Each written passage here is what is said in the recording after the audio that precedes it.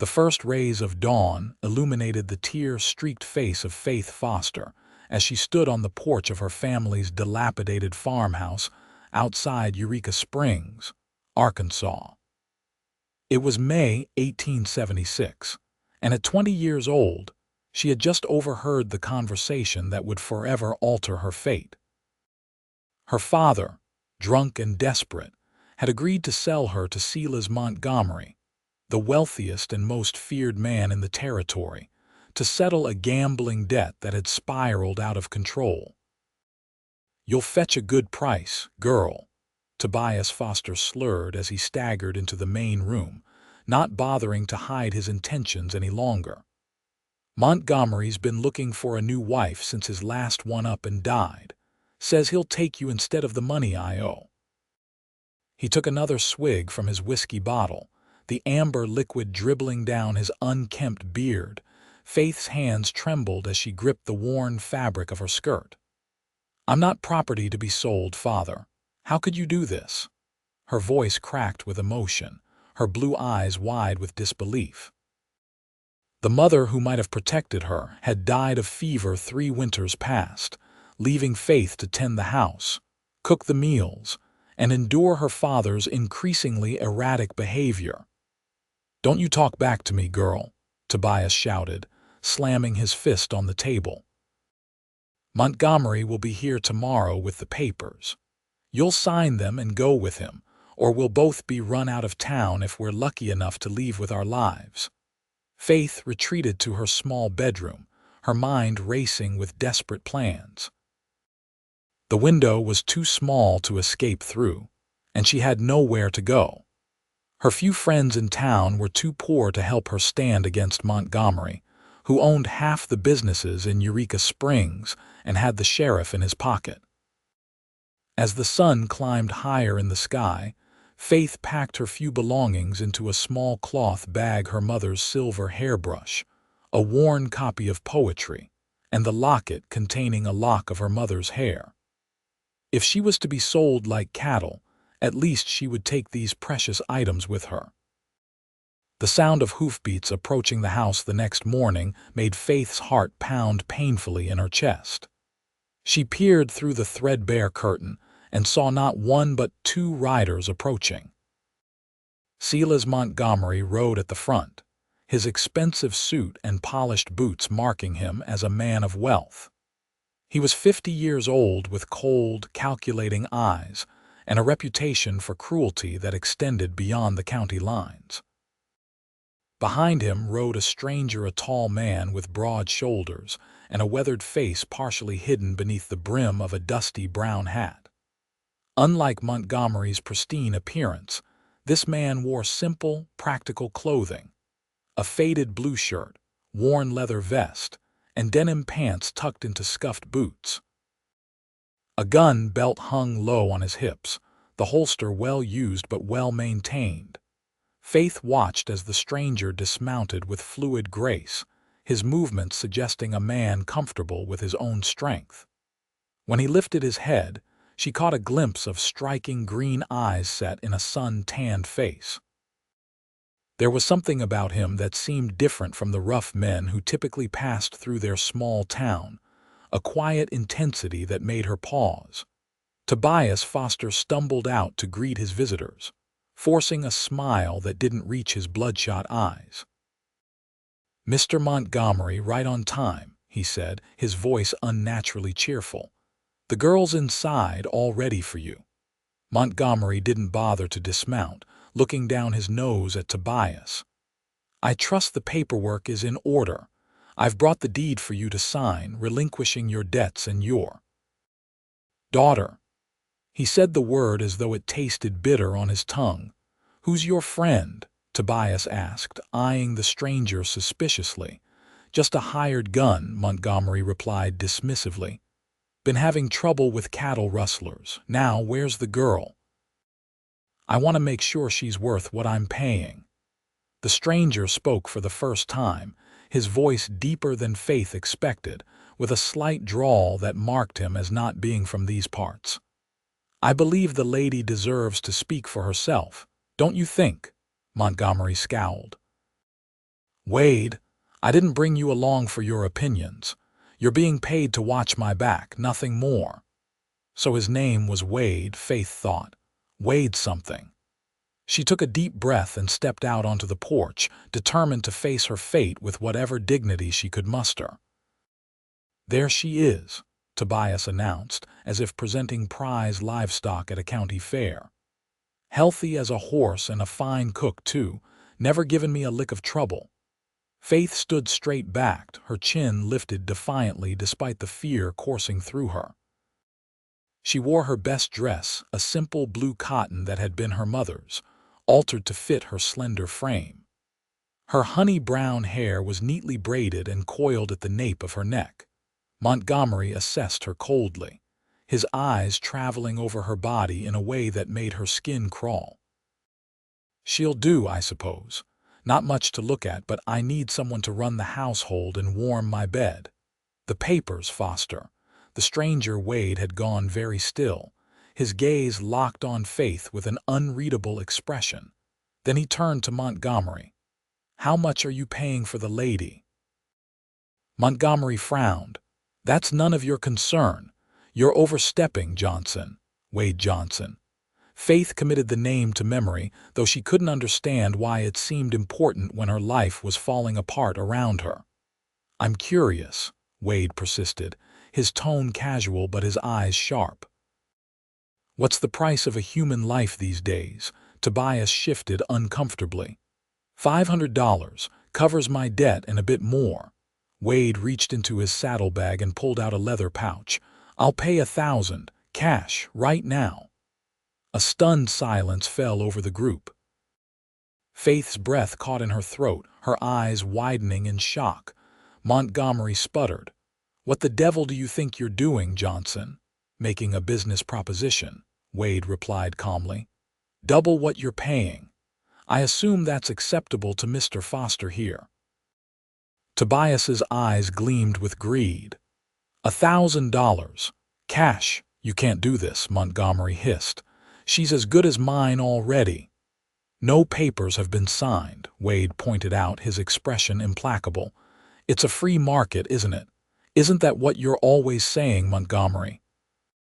Besides, I thought you hired me because I'm good at negotiating.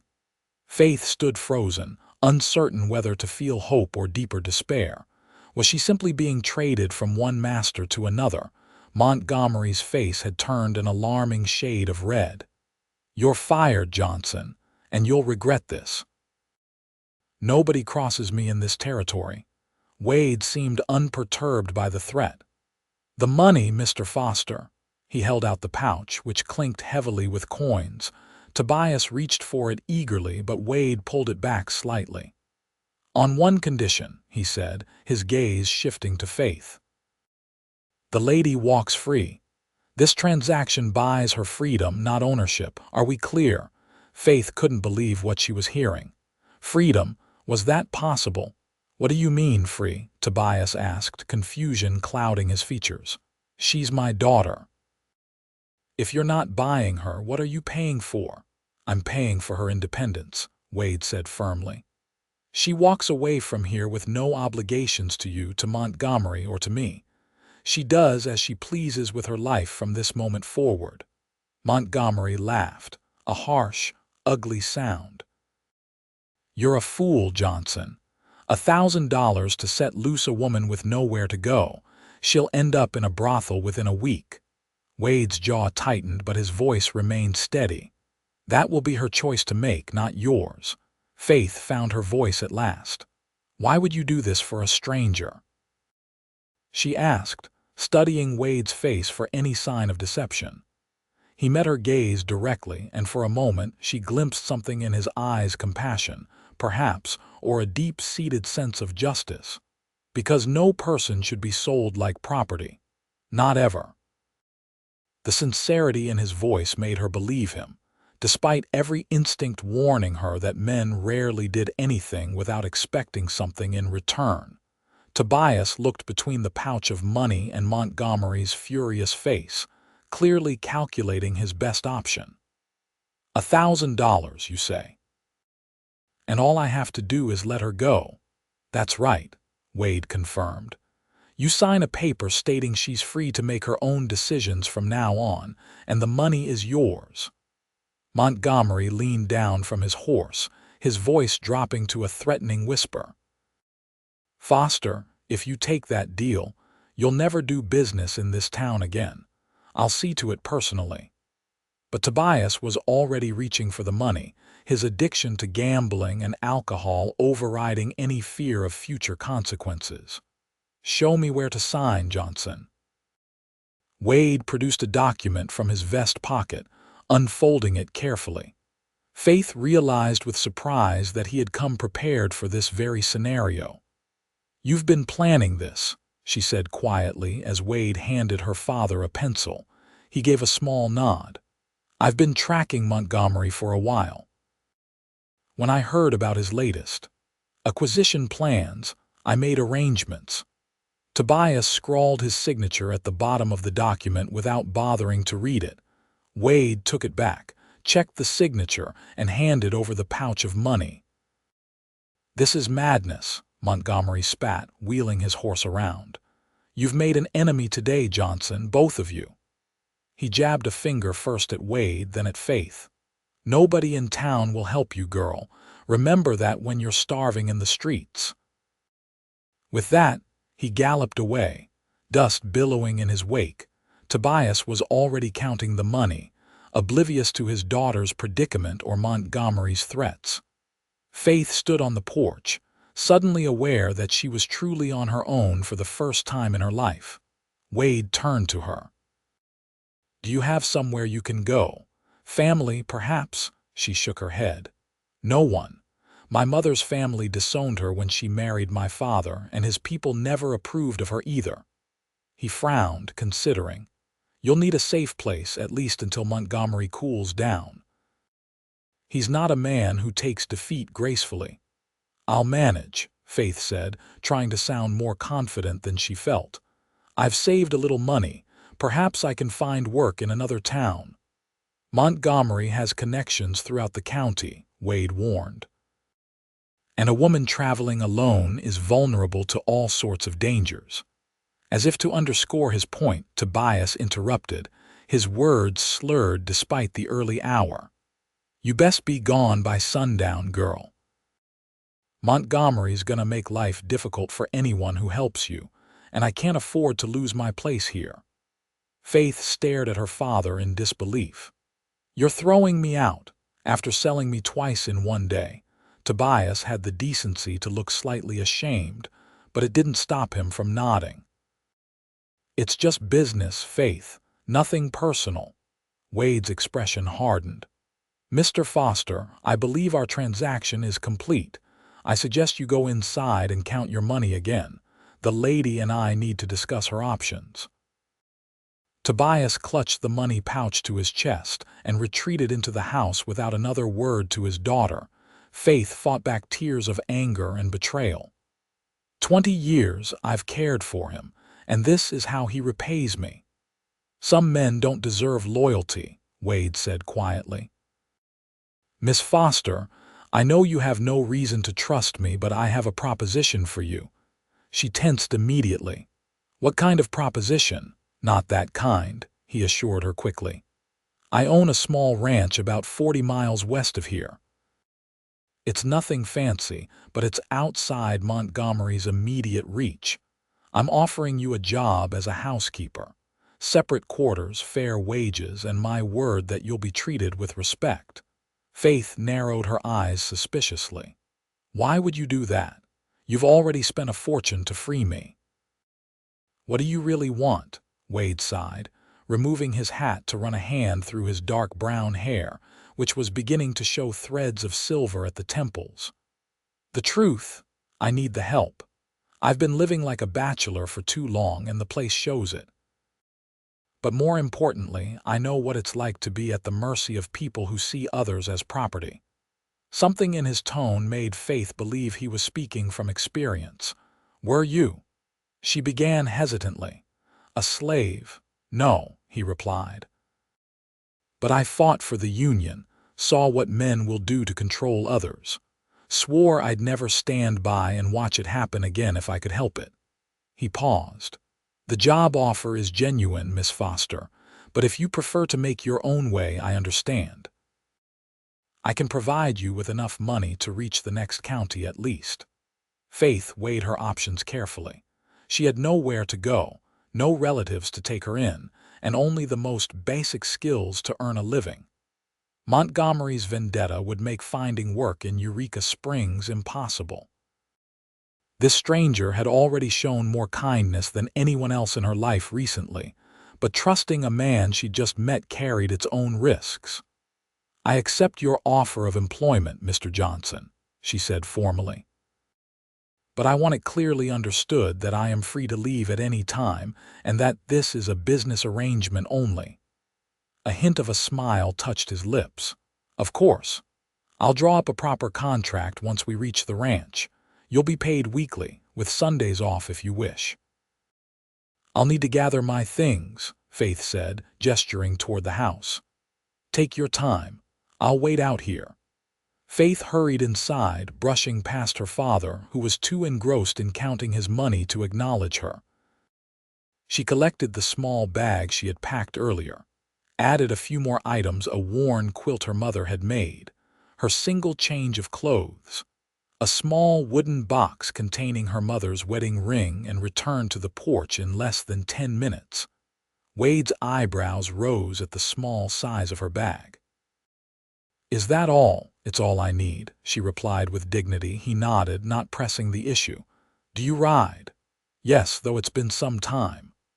Wade led her to his pack horse, a steady-looking chestnut mare. This is Penny.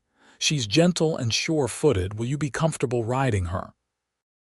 Faith approached the horse cautiously, allowing the animal to sniff her hand before stroking its velvety nose.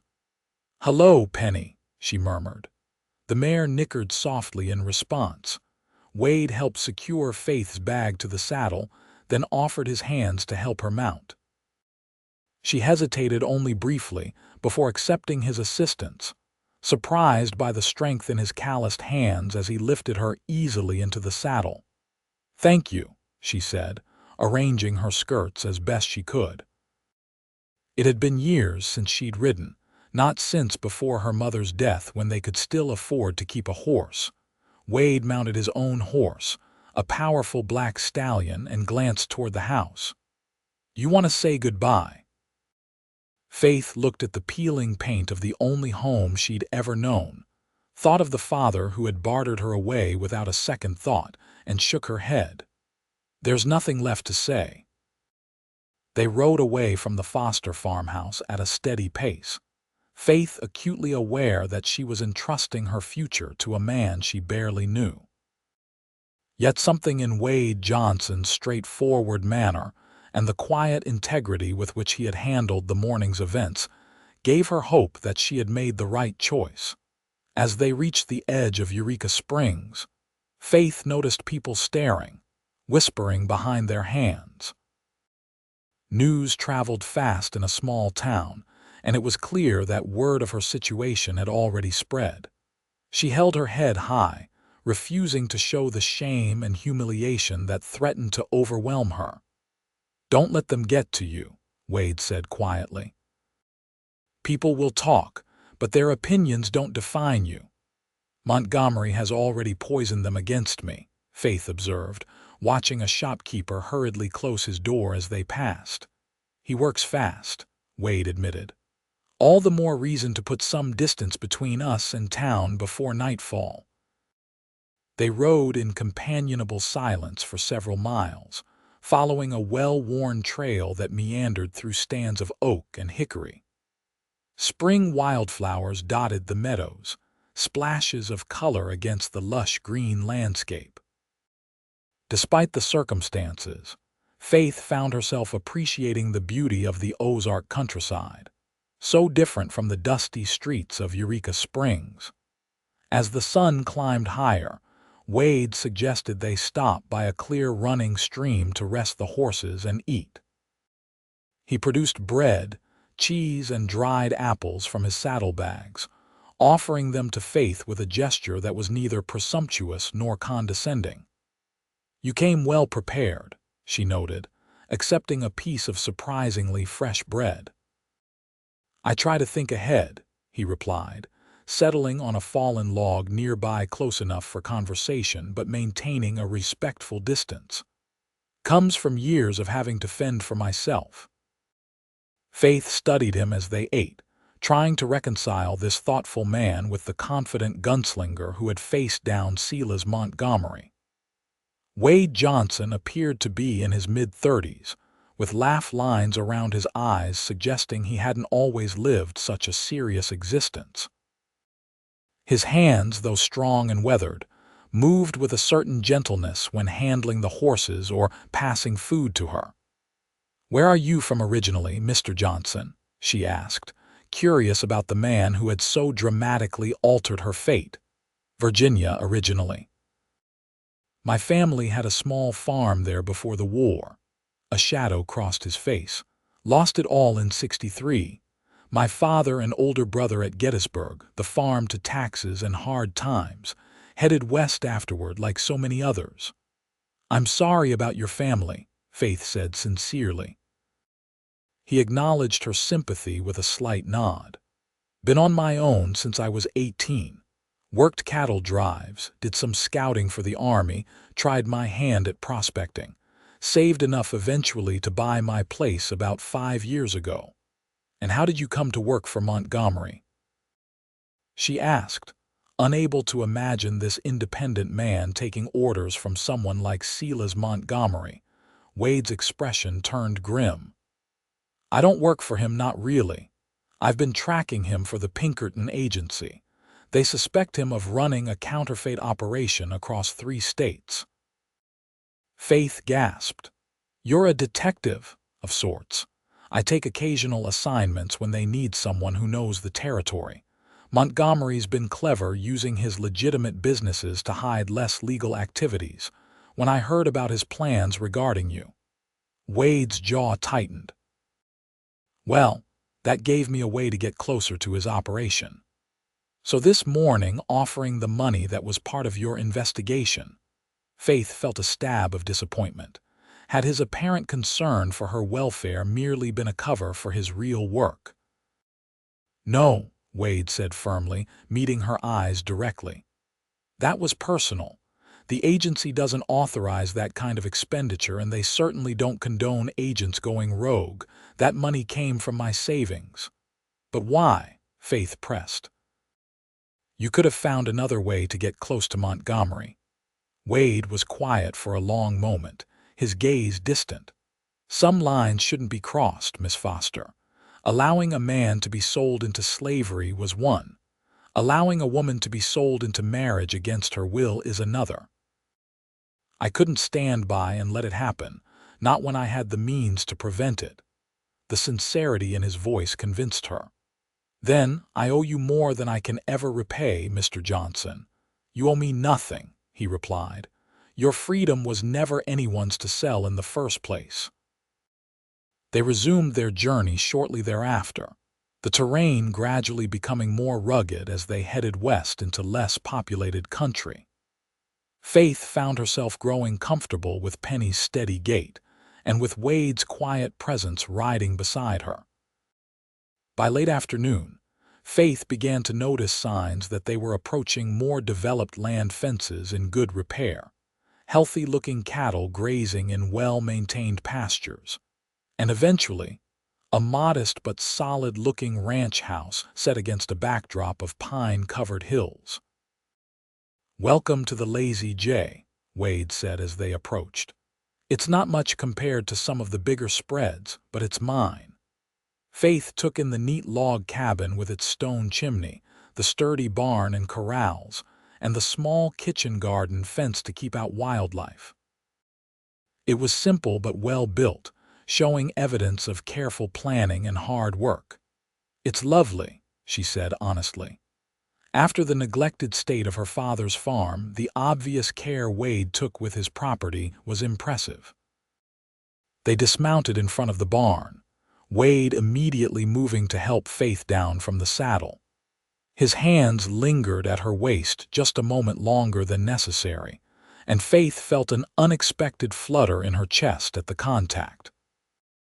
"Thank you," she murmured, stepping back quickly to regain her composure. "Should I help with the horses?" "I'll handle them," Wade replied. "You must be tired from the journey. Why don't you go on up to the house? Doors unlocked, you can have a look around while I tend to Penny and Midnight here." Faith nodded and made her way to the cabin, aware of Wade watching her for a moment before turning his attention to the horses. The house was larger than it had appeared from a distance, with a covered porch running along the front. She hesitated briefly before opening the door, struck by the strangeness of entering a strange man's home unaccompanied. Inside, she found a space that was clean but Spartan functional furniture, bare walls, minimal decorations. The main room served as both living area and dining room, with a large stone fireplace dominating one wall. A kitchen area occupied the back portion of the room, with a cast iron stove, a wooden table for food preparation, and shelves holding basic cookware. 2 doors led off the main room. Faith opened one to find what was clearly Wade's bedroom, a simple iron bedstead with a quilt thrown over it, a chest of drawers, and a small bedside table with a kerosene lamp. The space was tidy but impersonal, with no photographs or mementos to offer insights into its occupant. The second door revealed a smaller room that appeared to have been used for storage. Crates and trunks were stacked neatly against one wall, but the space had been recently cleared, with a narrow bed frame assembled in one corner. "That would be your room," Wade's voice came from behind her, making Faith jump slightly. "Sorry, didn't mean to startle you. I was planning to hire help eventually, so I started setting up the spare room last month. It's not much, but there's a real bed and it has its own entrance from the side of the house." He gestured to a door Faith hadn't noticed initially. "Your own door, your own key," Wade continued, reaching into his pocket and producing a small brass key. "Your privacy is important." Faith accepted the key, touched by his consideration. "Thank you. This will be fine. I'll bring in your bag, and then I thought I'd show you around the place if you're not too tired." He seemed almost nervous, which Faith found oddly endearing in a man who had faced down Silas Montgomery without flinching. "I'd like that," she replied with a small smile. The tour revealed a well-planned homestead. Besides the main house and barn, there was a smokehouse, a chicken coop with a dozen healthy-looking hens, a small orchard of young apple trees, and the kitchen garden Faith had noticed earlier. "You manage all this yourself?" she asked, impressed by the scope of the operation. "I have a hand who helps with the cattle, Miguel Diaz. Good man, lives in a cabin about half a mile up the creek with his wife, Lucia. They're visiting her family this week, but you'll meet them soon enough." Wade pointed to a wisp of smoke visible in the distance. "Lucia sometimes helps with canning and preserving when the garden produces more than I can handle." Faith nodded, already mentally cataloging the tasks that would likely fall to her as housekeeper. The place was well maintained, but would benefit from a woman's touch, curtains on the windows, proper linens, perhaps some wildflowers to brighten the stark interior. "You mentioned a contract," she said as they returned to the house as dusk began to fall. "Yes, of course." Wade gestured for her to sit at the dining table while he rummaged in a desk tucked in the corner of the main room. He produced a sheet of paper and a pencil, then sat across from her. "I'm proposing $5 a week with room and board provided," he said, writing as he spoke. "Your duties would include cooking, cleaning, laundering, and tending the kitchen garden. Sundays are your own, and you're entitled to reasonable time off for personal matters. Either party may terminate the arrangement with 1 week's notice." Faith blinked in surprise. $5 a week was generous for housekeeping work, especially with room and board included. That seems more than fair, she said cautiously. I believe in paying people what they are worth, Wade replied simply. He finished writing, signed the document, and slid it across to Faith. Take your time reading it. If anything doesn't suit you, we can discuss changes. Faith read the contract carefully, impressed by its clarity and fairness. It explicitly stated that she was a free employee, not indentured in any way, and included provisions for her safety and well-being that went beyond what most employers would consider necessary. This is very thorough, she commented, signing her name at the bottom. I've found that clear expectations benefit everyone involved, Wade said, taking the contract and carefully folding it. He handed her a copy, keeping the other for himself. Now, you must be hungry. I'm not much of a cook, but I can manage bacon and eggs if that's acceptable for tonight.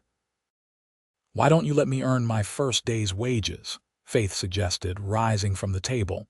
Cooking is part of my duties, after all. Wade looked surprised but pleased. If you're sure you're not too tired. I'm sure, Faith said firmly. It will help me familiarize myself with the kitchen.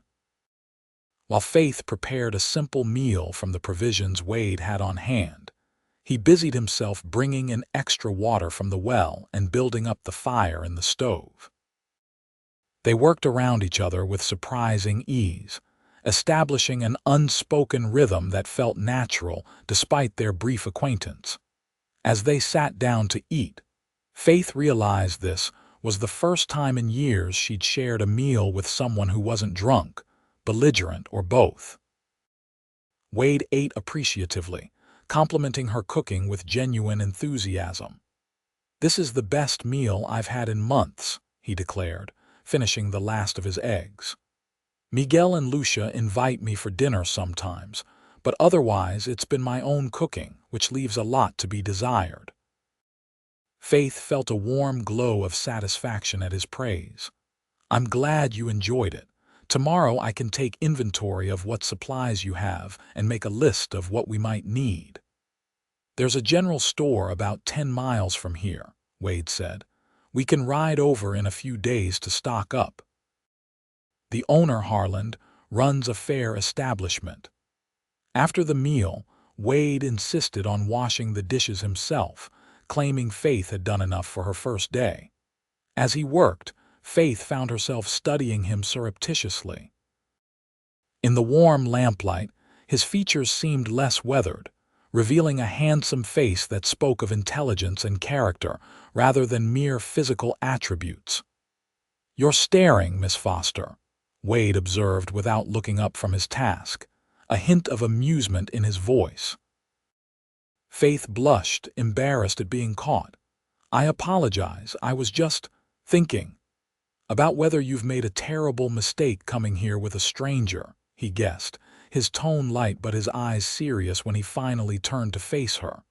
No, she replied honestly. About how different today turned out than I expected. This morning I thought my life was over, that I would be Montgomery's prisoner, and now you're free to make your own choices, Wade finished for her. That's as it should be. Thanks to you, Faith said softly. Wade shook his head. I just evened the odds a bit. The courage was all yours, Miss Foster. And comfortable silence fell between them, filled with unspoken possibilities.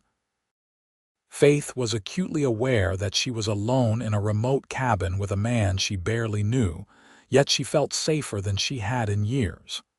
It's getting late, Wade finally said, breaking the spell. You should get some rest. Tomorrow will be soon enough to settle into a routine. Faith nodded, suddenly aware of the exhaustion seeping into her bones after the emotional and physical demands of the day. Good night, Mr. Johnson, and thank you again. Wade, he said as she turned toward her room. If we're going to be living and working together, I think you should call me Wade. She smiled, the first genuine smile she'd managed all day. Good night, Wade, I'm Faith. I know, he replied softly. Sleep well, Faith. In her small room, Faith unpacked her meager belongings, arranging them carefully to make the space her own. As she prepared for bed, she could hear Wade moving around in the main room, banking the fire, checking the locks, the ordinary sounds of someone settling a household for the night. It struck her then how quickly life could change. Yesterday, she had been a virtual prisoner in her father's house, facing a future of servitude to a cruel man. Tonight, she was beginning a new life of her own choosing, with the freedom to build whatever future she desired. As she drifted off to sleep, Faith found herself wondering about the enigmatic man on the other side of the wall, the man who had spent a fortune to free a woman he didn't know, who wrote contracts guaranteeing her independence, even as he offered her shelter, who looked at her not as property or a potential conquest, but as a person deserving of respect. For the first time in longer than she could remember, Faith Foster fell asleep with hope in her heart. The following weeks fell into a comfortable rhythm at the Lazy J. Faith quickly took charge of the household duties, transforming the functional but stark interior of the cabin into a welcoming home. She fashioned curtains from spare fabric she found in the storage room, arranged wildflowers in jars on the table, and instituted a cleaning regimen that soon had every surface gleaming. Wade seemed both amused and appreciative of her efforts, often watching her work with a puzzled expression, as if he couldn't quite believe the changes she was making. "You've brought life back to this place," he commented one evening as she hung a quilt she'd mended on the previously bare wall. "It just needed a woman's touch," Faith replied, then blushed at how the words sounded. Wade smiled, a warm expression that transformed his serious face. Indeed it did. As promised, Wade took Faith to the general store a few days after her arrival. Mr. Harlan, the proprietor, was a jovial man with a bushy beard who greeted Wade like an old friend. He raised his eyebrows at the sight of Faith, but asked no uncomfortable questions, simply welcoming her to the area. "Wade's a good man," Harlan told her while Wade was examining tools in another part of the store. "Honest as the day is long. You could do worse for an employer." "I'm beginning to realize that," Faith admitted, selecting fabric for proper kitchen towels. When they returned to the ranch, laden with supplies, they found Miguel and Lucia Diaz had returned from their trip. Miguel was a stocky, good-natured man in his 40s, with a perpetual smile and calloused hands that spoke of a lifetime of hard work. Lucia was a few years younger, with a round face and shrewd eyes that missed nothing. "So the patron has finally hired a housekeeper," Lucia exclaimed, embracing Faith warmly despite their having just met. "Gracias a Dios. I've been telling him for years that a man cannot live properly alone." "Faith is doing me a great favor," Wade said, the tips of his ears reddening slightly at Lucia's implication. Miguel and Lucia exchanged knowing glances, but said nothing more on the subject. They helped unload the supplies, then stayed for the evening meal, filling the cabin with laughter and conversation. Faith found herself drawn to Lucia's practical wisdom and unaffected manner, while Miguel regaled them with stories of his youth in Mexico. It was the most convivial evening Faith had experienced in years, and as she prepared for bed that night, she realized she was smiling, truly smiling for the first time in longer than she could remember.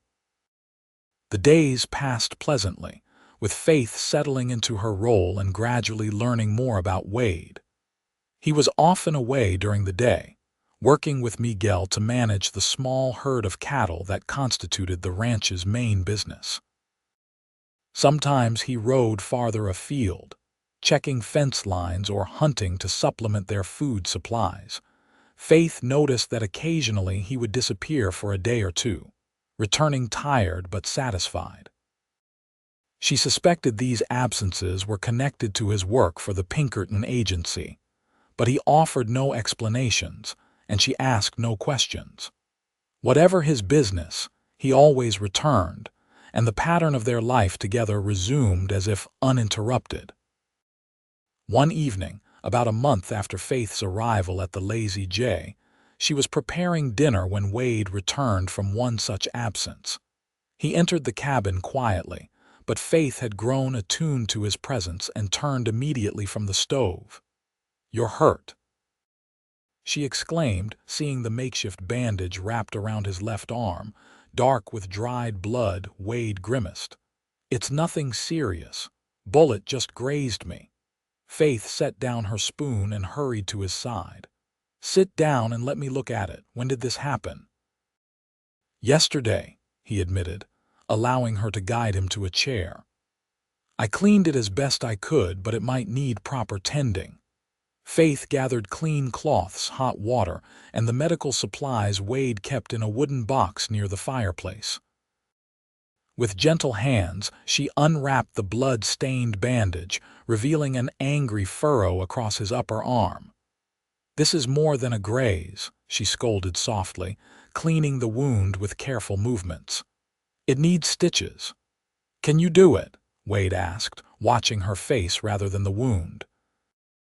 "I'd rather not ride to town for the doctor if it can be avoided." Faith hesitated. "I've stitched wounds before. My father was always getting himself hurt, but I'm no doctor." "I trust you," Wade said simply. Those 3 words sent an unexpected warmth through Faith's chest. She nodded once, then set about preparing what she would need. Threading a needle she found in the medical box, she took a steadying breath before beginning. "This will hurt," she warned, positioning herself closer to have a better angle. Wade's only response was a slight tightening of his jaw. He remained perfectly still as Faith worked, his eyes never leaving her face. She was acutely aware of their proximity, of the clean masculine scent of him beneath the dust of the trail, of the steady rhythm of his breathing. "You've done this before," he observed as she tied off the final stitch. "Too many times," Faith replied, cutting the thread. "My father was careless when drunk, which was most of the time." "He didn't deserve you," Wade said quietly. Faith looked up, surprised by the vehemence in his tone. Their eyes met, and for a moment, something electric passed between them, an awareness that transcended their employer-employee relationship. Faith broke the contact first, busying herself with wrapping a clean bandage around Wade's arm. "There. Keep it dry and clean. I'll check it tomorrow to make sure there's no infection." "Thank you," Wade said, his voice rougher than usual. He cleared his throat. "Something smells good." "Venison stew," Faith replied, grateful for the change of subject. "From the deer you brought back last week. It should be ready by now." They ate in companionable silence, both seemingly lost in their own thoughts. After the meal, Wade produced a bottle of whiskey from his saddlebag, not the cheap rotgut Faith's father had favored, but a quality bourbon. "I don't usually indulge," he explained, pouring a small amount into a cup. "But it helps with the pain." "Of course," Faith nodded, rising to clear the dishes. "Would you join me?" Wade asked suddenly. "For a drink, I mean, to celebrate my safe return." Faith hesitated, memories of her father's drunken rages making her wary of alcohol in any form. But Wade was nothing like Tobias Foster, and one small drink seemed harmless enough. "All right," she agreed, fetching another cup. Wade poured a modest amount for her, then raised his own cup. "To new beginnings." "New beginnings," Faith echoed, taking a small sip. The whiskey burned pleasantly down her throat, warming her from within. They settled before the fireplace, the dancing flames casting flickering shadows across the room. Outside, the first stars appeared in the darkening sky, visible through the window Faith had insisted on keeping clean. "May I ask what happened?" Faith ventured after a comfortable silence. "With your arm, I mean." Wade considered for a moment, then nodded. "I suppose you have a right to know, especially if Montgomery's men might come looking for me." He took another sip of whiskey before continuing. I've been gathering evidence on Montgomery's counterfeit operation. Yesterday, I got close enough to his printing press to get proof sketches of the setup, samples of the paper they're using. His men spotted me leaving. There was a bit of a chase. Did they recognize you? Faith asked, concern evident in her voice. I don't think so. I was careful, Wade reassured her. I've sent the evidence to my contact at the agency. With luck, they'll have enough to move against Montgomery soon. Will that be dangerous for you? Faith couldn't help asking. Wade's eyes softened at her obvious worry. I'll be careful, Faith. This isn't my first difficult assignment. But it could be your last, she said quietly, if something happened to you. The words hung in the air between them, laden with implications neither was ready to acknowledge fully.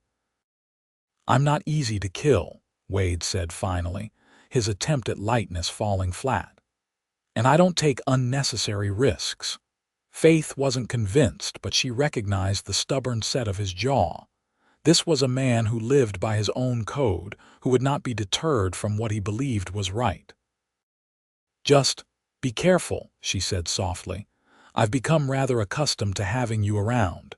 Wade's expression warmed, the firelight reflecting in his green eyes. Have you now? Faith blushed, realizing how her words might be interpreted. For practical reasons, of course. The ranch needs you. Miguel and Lucia need you. And you? Wade asked, his voice dropping to a gentle rumble. Do you need me too, Faith? The question hung between them, charged with possibilities. Faith found herself unable to look away from his intense gaze, her heart beating a rapid tattoo against her ribs. She began, but was interrupted by the sound of hoofbeats approaching the cabin, multiple horses arriving at speed. Wade was on his feet instantly, his injured arm seemingly forgotten as he moved to the window. Riders, at least 3 of them. His hand went to his gun belt, which hung on a peg near the door. Montgomery's men, Faith asked, fear clutching at her throat. Possibly, Wade replied grimly. Stay inside, away from the windows. If anything happens to me, there's a trapdoor under the rug in your room. It leads to a root cellar, and then a tunnel that comes out near the creek. Take my horse and ride to Harlan's store. He knows what to do. Before Faith could respond, Wade had strapped on his gun belt and moved to the door, his posture alert but not panicked. Stay down, he repeated, then slipped outside into the gathering darkness. Faith's heart pounded as she crouched beside the table, straining to hear what was happening outside. The riders had reached the yard, their horses snorting and stamping. Male voices called out, though she couldn't make out the words.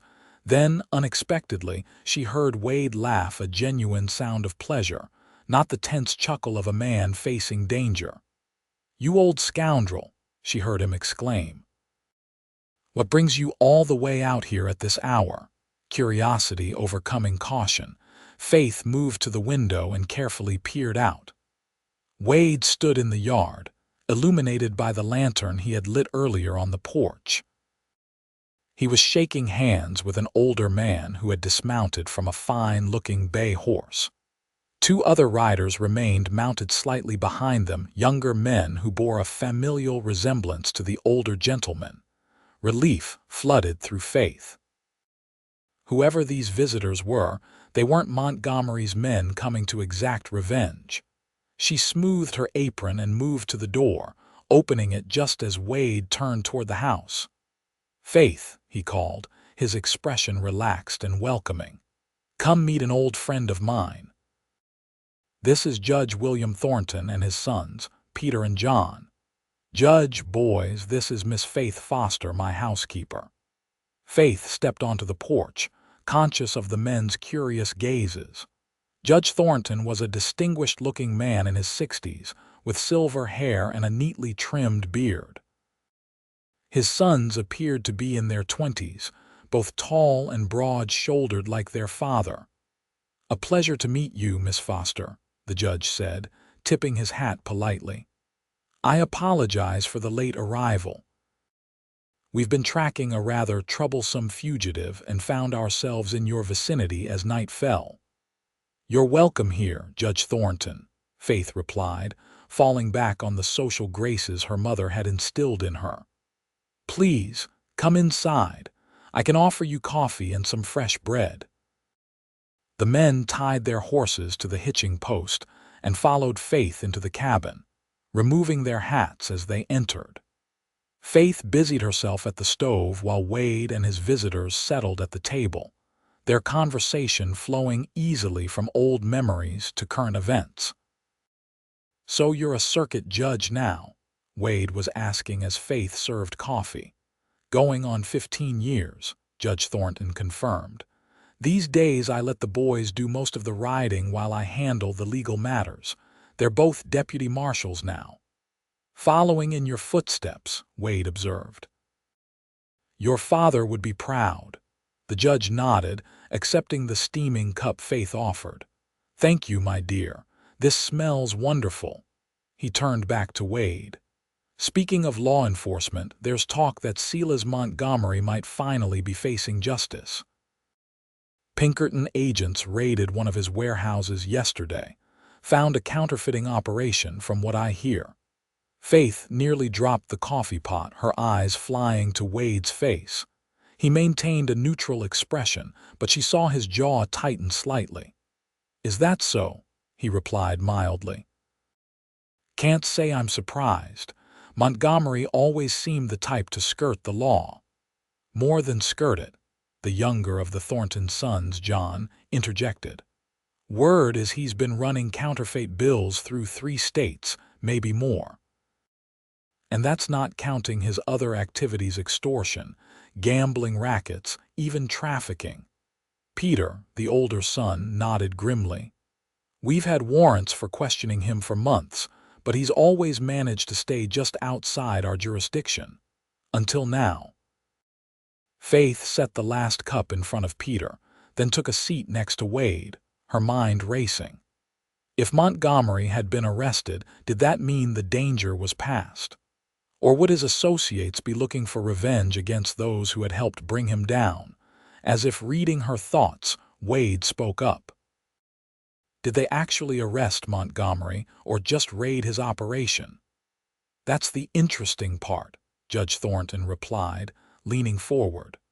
Montgomery himself was nowhere to be found. His men claim he left town 2 days ago on urgent business. No one seems to know where he went. A chill ran down Faith's spine. Silas Montgomery, angry and vengeful, somewhere at large in the territory. The possibility was terrifying. I'm sure the authorities will find him, Wade said calmly, though Faith noticed his hand had moved closer to his gun. Men like Montgomery usually make mistakes when they are on the run. True enough, the judge agreed. But until then, folks in these parts would do well to stay alert. Montgomery's not known for his forgiving nature. The conversation shifted to other topics after that, but an undercurrent of tension remained. Faith served the men slices of bread with preserves, then excused herself to prepare sleeping accommodations for their unexpected guests. The boys and I can bed down in the barn, Judge Thornton protested when she mentioned making up pallets in the main room. Nonsense, Faith replied firmly. It's too cold out there at night and there's plenty of room in here by the fire. I insist. Her authoritative tone seemed to surprise and amuse the men. Wade caught her eye across the room, a smile playing at the corners of his mouth. Best not to argue with Miss Foster when she takes that tone, he advised the judge. I've learned it's simpler to just agree. Faith felt her cheeks warm at his teasing words, but there was something in his expression that made her heart beat faster, a mixture of pride and affection, that suggested he admired her strength, rather than finding it inappropriate. Later, after the Thorntons had settled for the night in the main room, Faith sat on the edge of her bed, unable to sleep despite the late hour. The news about Montgomery had unsettled her deeply. What if he came looking for revenge? What if he hurt Wade or the Diazes or anyone else who had shown her kindness? A soft knock on her door startled her from her worried thoughts. "Faith," Wade's voice was barely above a whisper. "Are you still awake?" She opened the door to find him standing in the narrow hallway, a lantern held low to avoid disturbing their sleeping guests. "I saw the light under your door," he explained. "I thought you might be worried about what the judge said." Faith nodded, stepping aside to allow him into her small room. It was improper, having a man in her bedroom, but propriety seemed less important than the conversation they needed to have. "Do you think Montgomery will come here?" she asked directly, keeping her voice low. Wade set the lantern on the small table beside her bed, its soft glow creating a pocket of warmth in the night. "It's possible," he admitted, "but not likely. The Lazy J is well off the main routes and Montgomery has bigger problems now. Every lawman in the territory will be looking for him." "But if he blames you for the raid," Faith persisted. "Then we'll deal with that if it happens," Wade replied calmly. "Judge Thornton and his sons aren't leaving until morning. After that, Miguel and I will take turns keeping watch for a while. You'll be safe, Faith." "It's not my safety I'm worried about," she said, searching his face in the dim light. "You're the one who helped the Pinkertons build their case. If Montgomery discovers that—" Wade's expression softened. "I've been taking care of myself for a long time, Faith. This isn't the first dangerous man I've crossed paths with. But it could be the last," she insisted, echoing their earlier conversation. "Montgomery is ruthless. If he thinks you betrayed him, Faith." Wade stepped closer, close enough that she could feel the warmth radiating from his body. "Look at me." She raised her eyes to his, finding them steady and sure in the lamplight. "I promise you," he said softly, "I will not let anything happen to you or to this place we've built together. This place we've built together." The words sent a flutter through Faith's chest. When had she started thinking of the Lazy J as theirs, rather than merely Wade's property where she worked? "I just don't want to lose." She began, then faltered, uncertain how to express the complicated emotions swirling within her. "Lose what?" Wade prompted gently.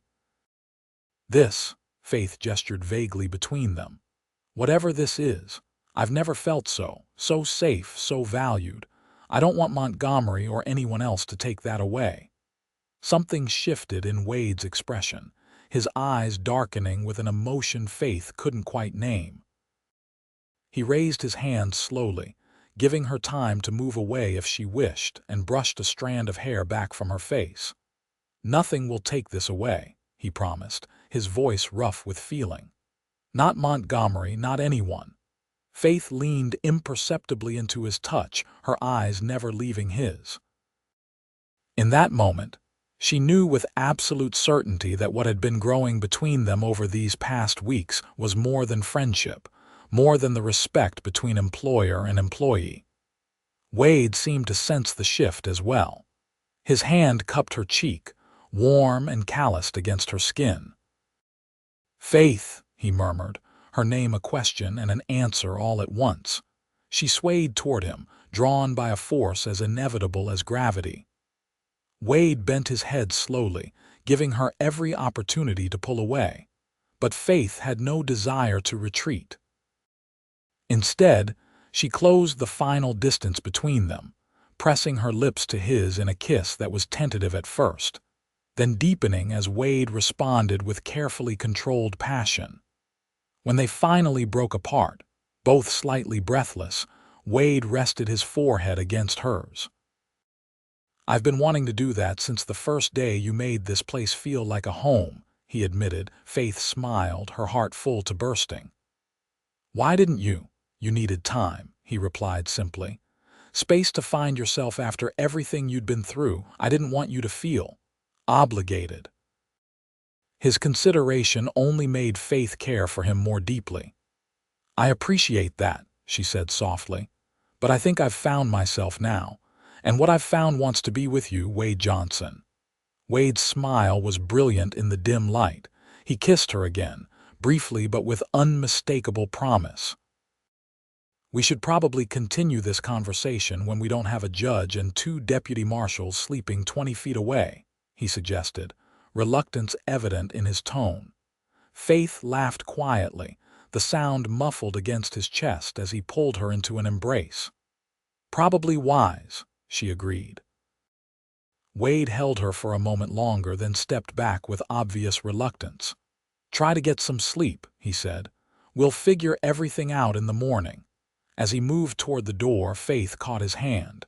"Wade," she said softly, "thank you for everything." He squeezed her hand gently. "No thanks needed between us, Faith. Not ever."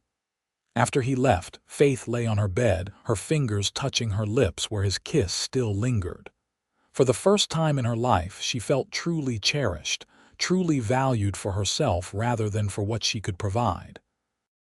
Despite the uncertainty surrounding Montgomery, despite the impropriety of falling in love with her employer, Faith fell asleep with a smile on her face and hope blossoming in her heart. The next morning dawned clear and cool, a perfect late spring day in the Arkansas hills. Faith rose early, eager to prepare a substantial breakfast for their guests before they continued their journey. She found Wade already in the kitchen, coffee brewing on the stove. "Good morning," he greeted her, his eyes warming as they met hers. There was a new ease between them, an unspoken acknowledgement of the shift in their relationship.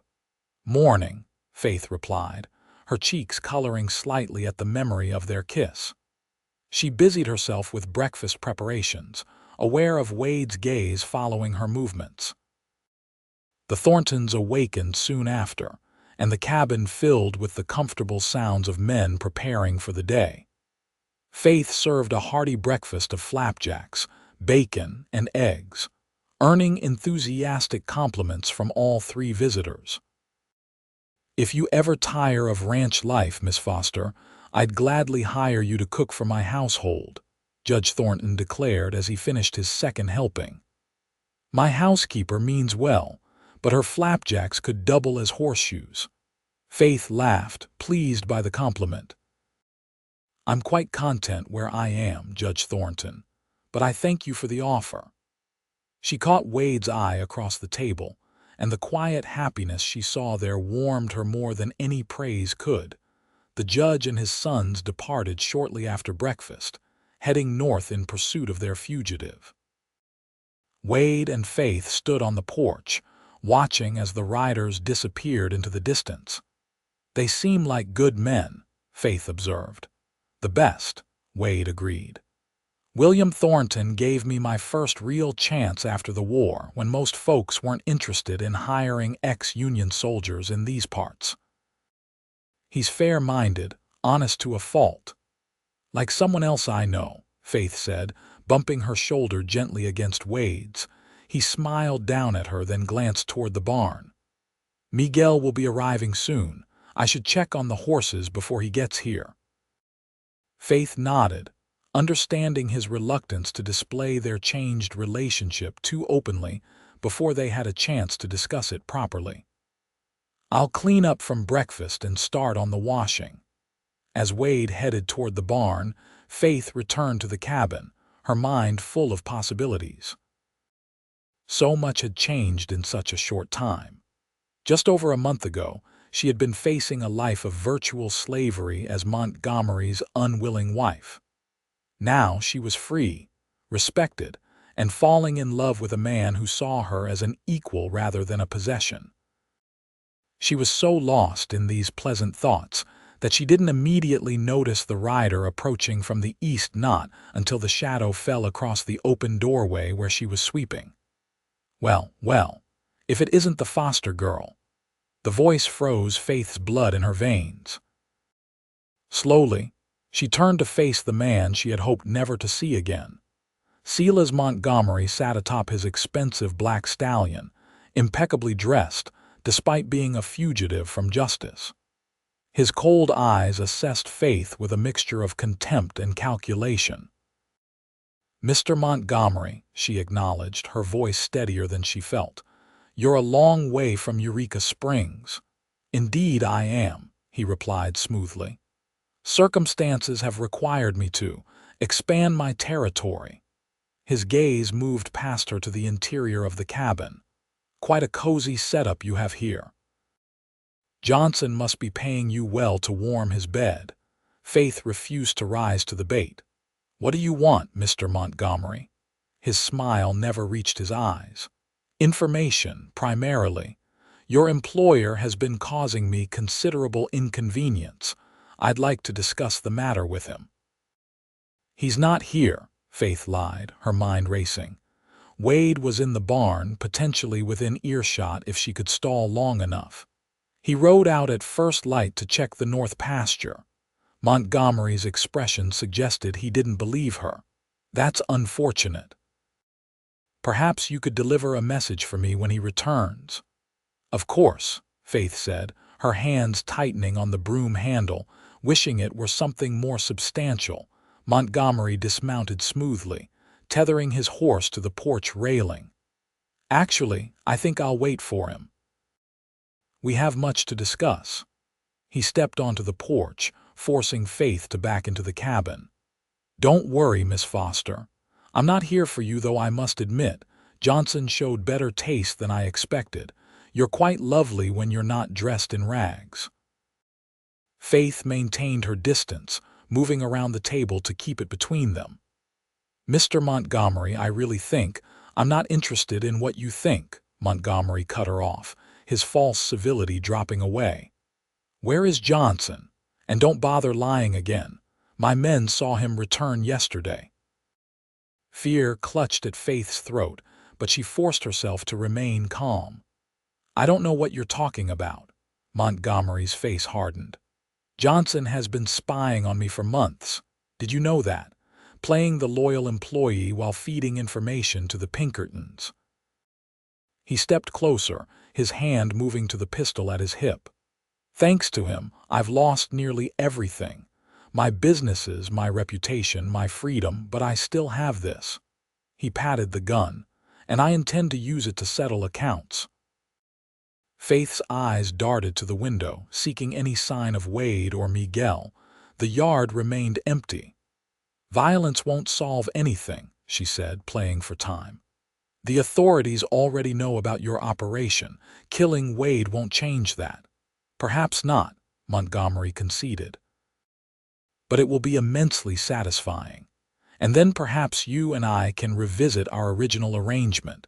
I find myself in need of a companion for my journey to Mexico." The threat was unmistakable. Faith felt revulsion rise in her throat, but before she could respond, a voice spoke from the doorway.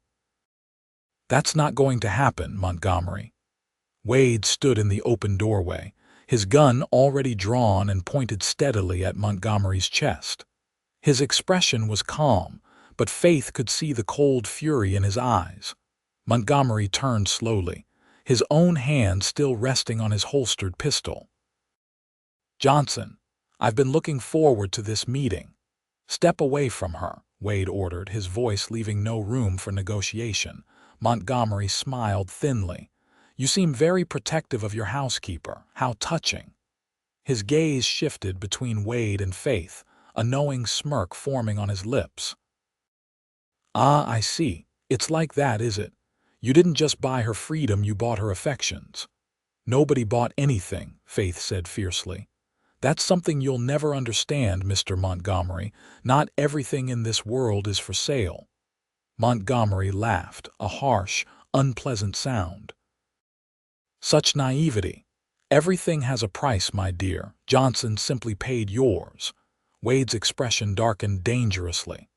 "That's enough. Faith, step outside." She hesitated, unwilling to leave Wade alone with Montgomery. "Please," Wade added, his eyes briefly meeting hers. "Miguel's by the corral. Go to him." Faith nodded reluctantly and began moving toward the door, keeping as much distance as possible between herself and Montgomery. Running away again, Miss Foster, Montgomery taunted.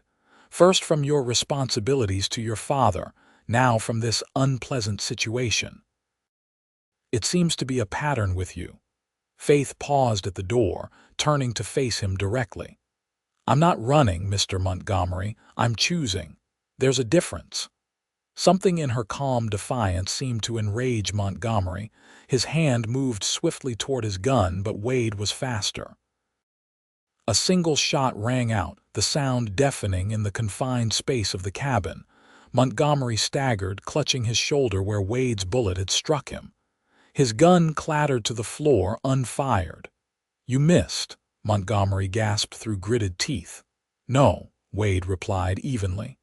I didn't. If I'd wanted to kill you, you'd be dead.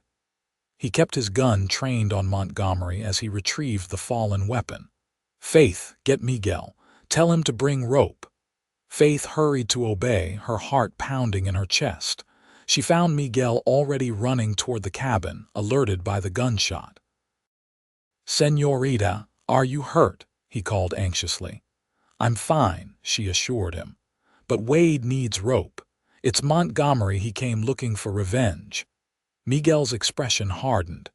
He rushed to the barn and returned moments later with a coil of rope, following Faith back to the cabin. Inside, they found Wade had forced Montgomery into a chair. Blood seeped through the expensive fabric of his suit where the bullet had struck his shoulder. Bind him securely, Wade instructed Miguel. He's going to take a trip to meet Judge Thornton. Miguel worked quickly, his weathered hands deftly securing Montgomery despite the man's pained protests. When he was done, Montgomery sat bound to the chair, his face pale with shock and blood loss, but his eyes still burning with hatred. This changes nothing, Johnson, he spat. You think you've won. I have men loyal to me throughout the territory. They'll hunt you down, both of you. Wade knelt before Montgomery, his voice low and dangerous. Listen carefully, because I'm only going to say this once. Your operation is finished. Your men are being rounded up as we speak. The only reason you're still breathing is because I believe in justice, not vengeance. He stood, towering over the bound man. You're going to face a judge and jury for your crimes.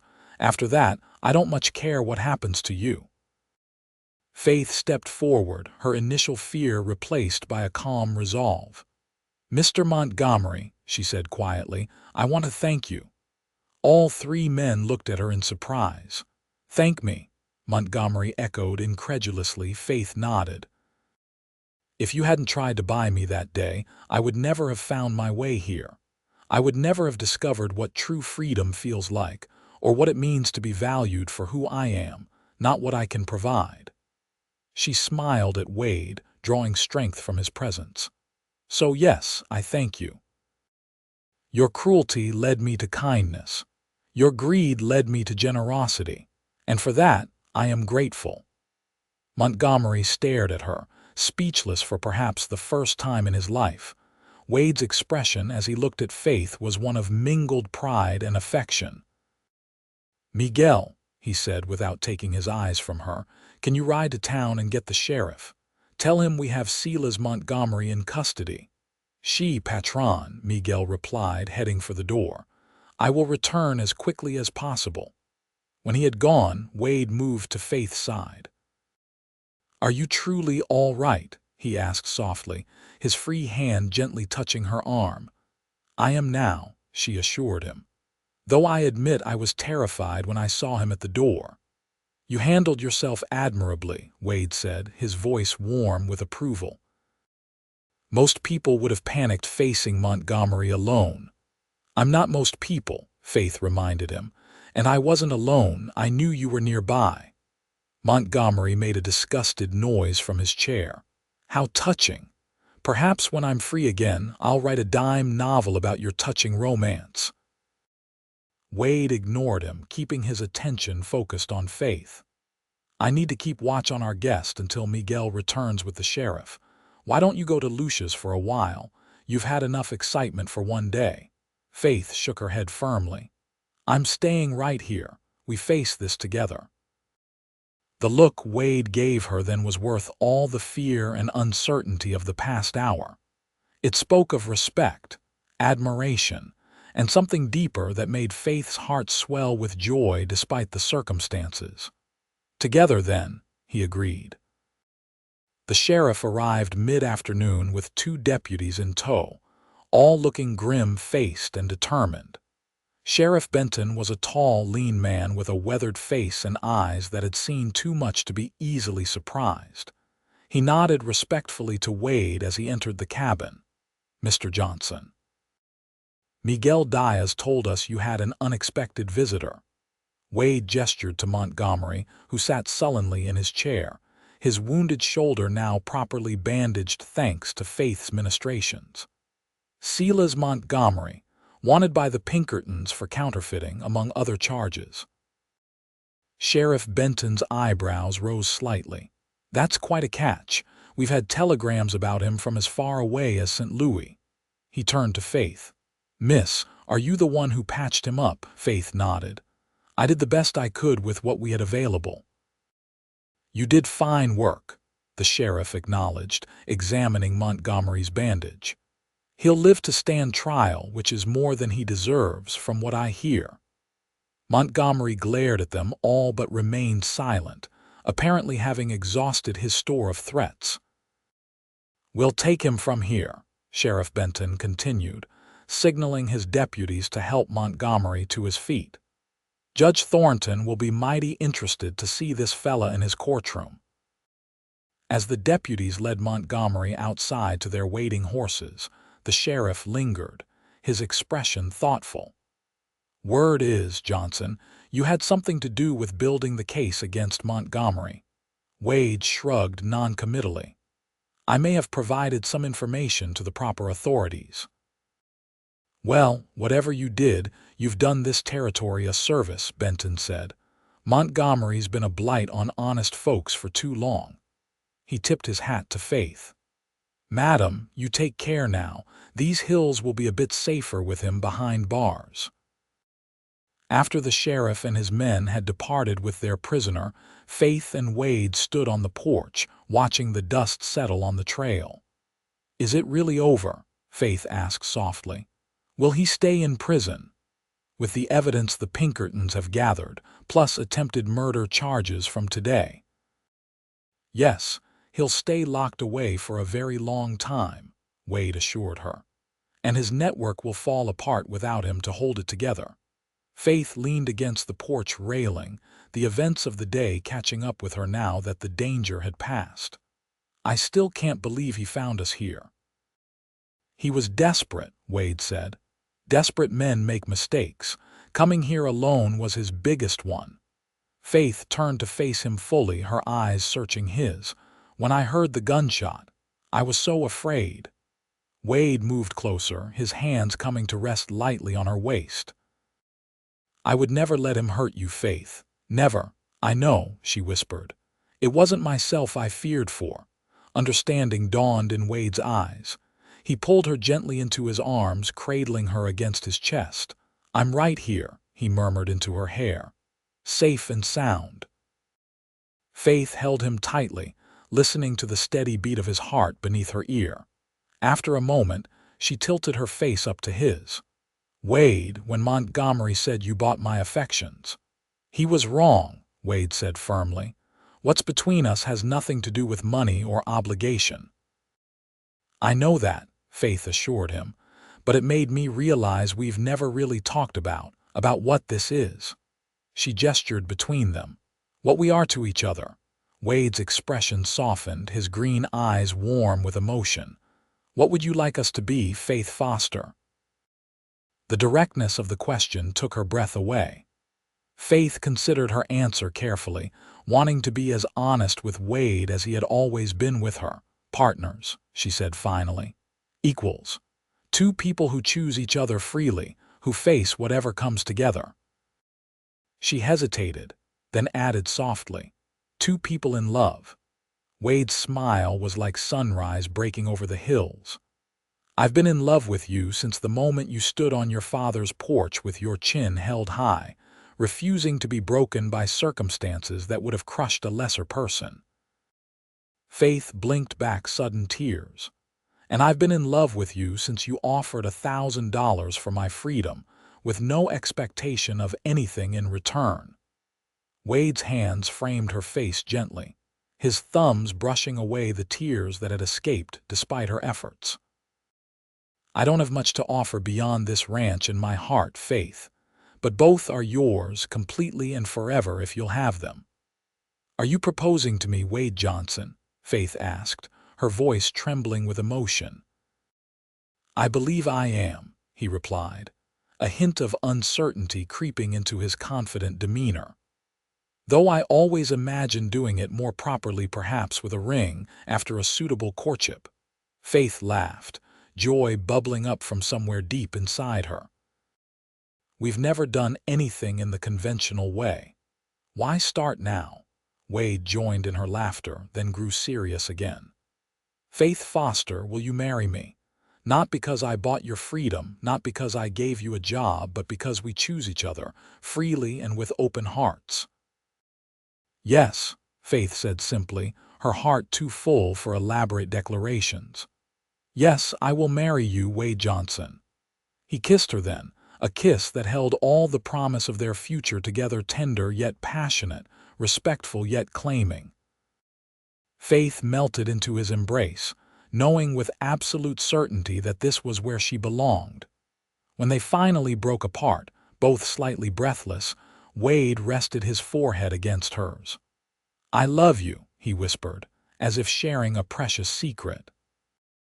And I love you, Faith replied, the words feeling both new and familiar on her tongue. The sound of approaching hoofbeats made them step reluctantly apart. Miguel was returning from town, his expression curious as he noted their closeness. The sheriff has taken Montgomery away, he reported as he dismounted. The whole town is talking about his capture. Good news travels fast, Wade observed. Miguel's eyes twinkled knowingly. And is there perhaps other good news to share today? Faith blushed, but Wade took her hand firmly in his. As a matter of fact, there is. Faith has agreed to become my wife.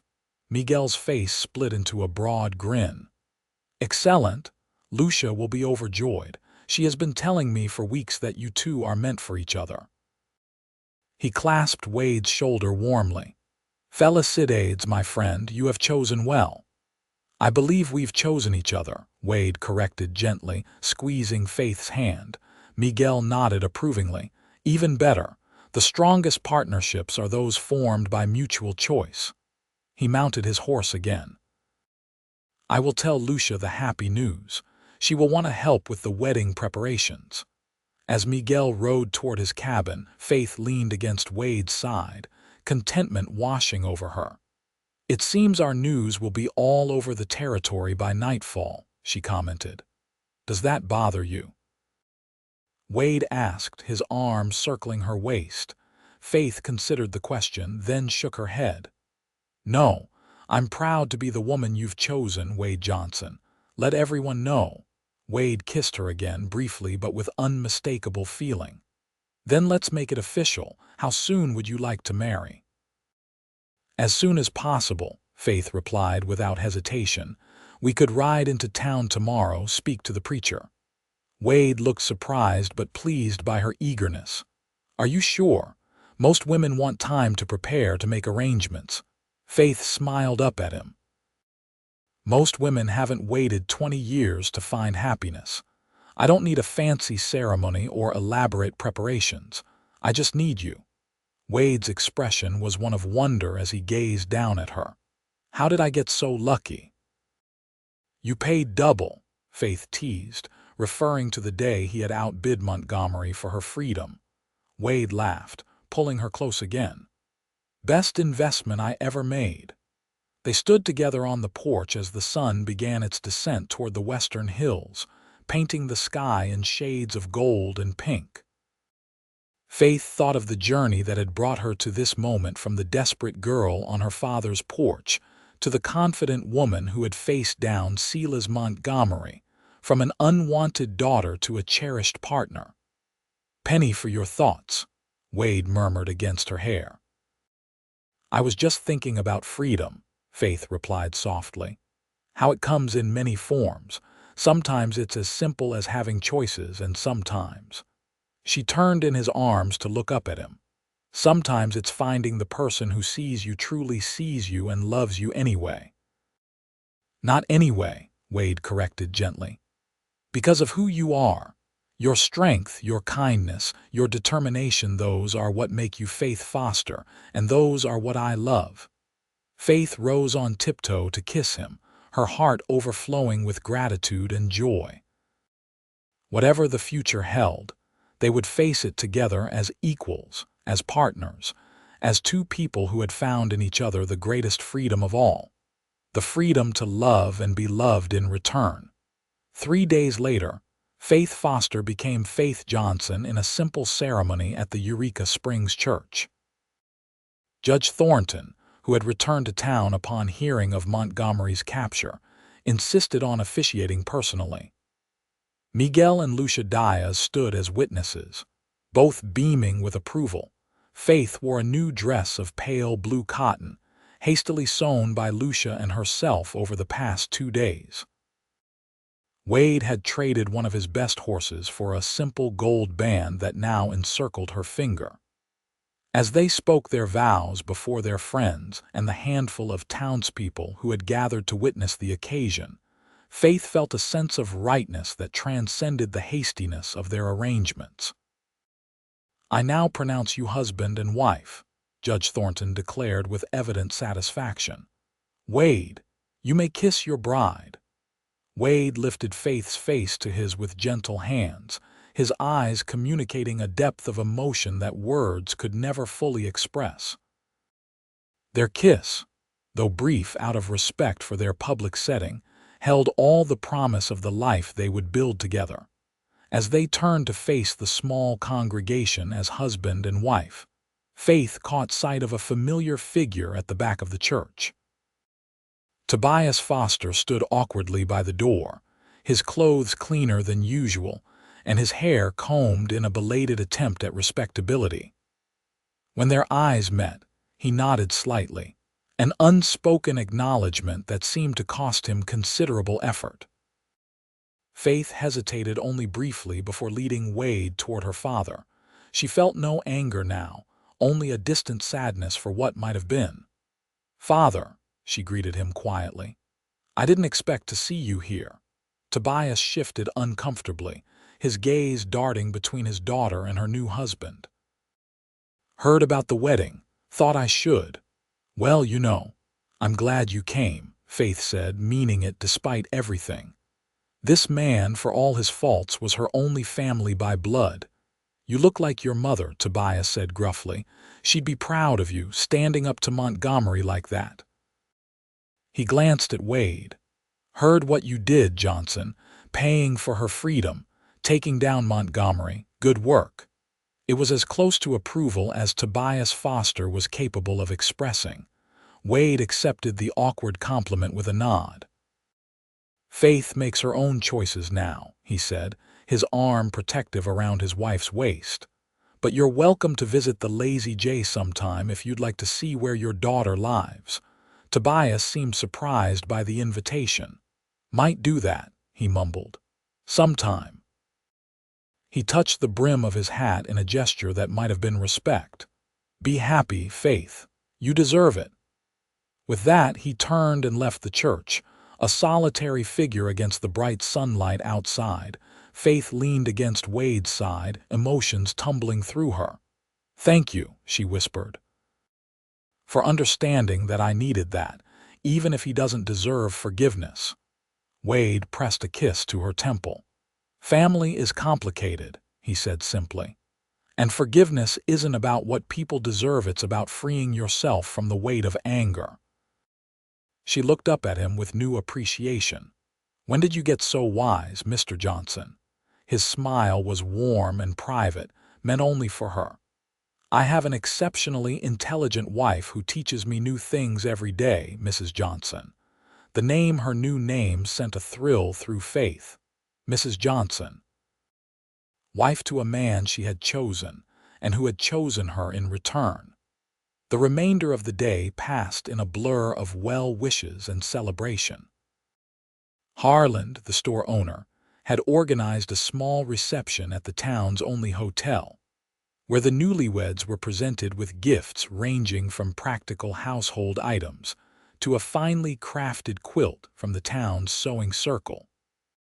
"The people here have been so kind," Faith observed as they prepared to depart late in the afternoon. "Despite Montgomery's influence, good eventually overcomes fear," Wade replied, helping her mount Penny for the ride home. "And word of your courage facing Montgomery has spread. You've made quite an impression on folks around here." Faith blushed at the praise. "I was terrified the entire time." "That's what makes it courage," Wade pointed out, swinging into his own saddle, "being afraid but standing your ground anyway." They rode home in companionable silence, the beauty of the late spring afternoon enfolding them. The Lazy J looked different to Faith now, not just a place of employment or refuge, but home in the truest sense of the word. Miguel and Lucia had ridden ahead and prepared the cabin for the newlyweds' return. Fresh wildflowers adorned the table, and a special meal waited near the stove. Most touching of all, they had moved Faith's belongings into the main bedroom, making space for her among Wade's things in a tangible symbol of their new life together. After seeing to the horses, Wade carried Faith across the threshold of their home, both of them laughing at the traditional gesture. Inside, he set her gently on her feet but kept her within the circle of his arms. "Welcome home, Mrs. Johnson," he said softly. Faith's heart swelled with emotion. "Home," she repeated. "I never truly had one before you. And now you'll never be without one again," Wade promised. "Whatever happens, wherever life takes us, we'll always have a home in each other." That night, as Faith lay in Wade's arms, she marveled at the journey that had brought her to this moment of perfect contentment. From a father who had seen her as property to be sold, to a husband who valued her freedom above all else. From a life constrained by others' expectations, to one limited only by her own choices. "What are you thinking about?" Wade murmured against her hair, his voice drowsy with satisfaction. Faith smiled in the darkness. "About how sometimes the worst day of your life can lead to the best." Wade tightened his arms around her. "I thank God every day that I was there when Montgomery came for you, not because I saved you, you're more than capable of saving yourself, but because it brought you into my life." "We saved each other," Faith corrected gently. "You from loneliness, me from a life without choices." Wade pressed a kiss to her forehead. "Wise as always, my love." Faith snuggled closer, savoring the warmth of his body next to hers, the steady rhythm of his heartbeat beneath her ear. "I love you, Wade Johnson." "And I love you, Faith Johnson. Forever." As they drifted toward sleep in each other's arms, Faith knew with absolute certainty that whatever challenges the future might hold, they would face them together, equal partners in the life they had chosen to build. A life of freedom, of respect, of love freely given and gratefully received. In the years that followed, the Lazy J prospered under their joint care. The small herd of cattle grew, the orchards flourished, and the once sparse cabin became a true home filled with books, music, and eventually, the laughter of children.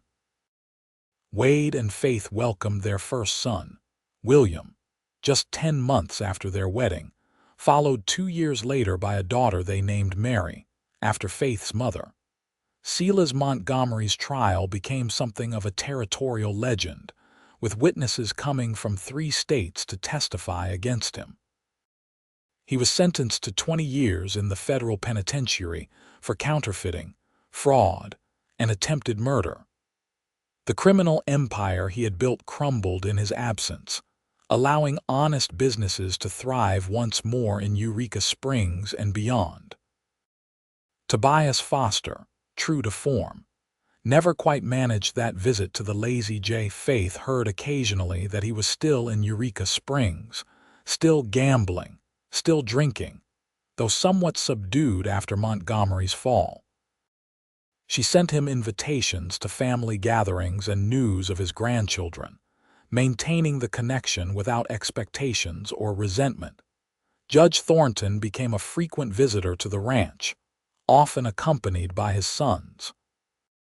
He developed a particular fondness for young William Johnson, telling anyone who would listen that the boy had the makings of a fine jurist someday. Miguel and Lucia Diaz remained not just employees but dear friends, their children growing alongside the Johnson children, creating bonds that would last lifetimes. Wade often remarked that the Lazy J wasn't just a ranch, but a family one built by choice rather than blood. On their 5th wedding anniversary, Wade presented Faith with a special gift, the deed to the Lazy J, rewritten to name them as equal owners of the property. Though she protested that such formality was unnecessary between them, Faith was deeply touched by the gesture. "This makes official what we've always known," Wade told her as they stood on the porch of their home, watching their children play in the yard. "Everything we have, we built together. Everything we are, we owe to each other." Faith leaned against his side, happiness warming her from within. "Who would have thought that being sold to the highest bidder would lead to this?" she mused. Wade's arm tightened around her waist. "You were never sold, Faith. You were always free, you just needed someone to remind you of that fact." "And you were always meant to be loved," Faith replied, turning to face him fully. "You just needed someone to show you how worthy you were." In the golden light of the setting sun, their lips met in a kiss that held all the tenderness of their first embrace and all the depth of the years they had shared. Around them, the Lazy J stood as testament to what they had built together, a life of purpose, of integrity, of love freely chosen and daily renewed. And as dusk settled over the Ozark Hills, Faith Johnson knew with absolute certainty that she had found not just freedom, but something far more precious. A love that valued her for exactly who she was, that supported her dreams without seeking to control her, that saw her strengths and her vulnerabilities and cherished them equally. In the end, she reflected, true freedom wasn't about the absence of bonds but about choosing which bonds to form and with whom. In Wade Johnson, she had found not a master but a partner, not an owner but a beloved companion on life's journey. And that, Faith knew, was worth more than all the gold in the world.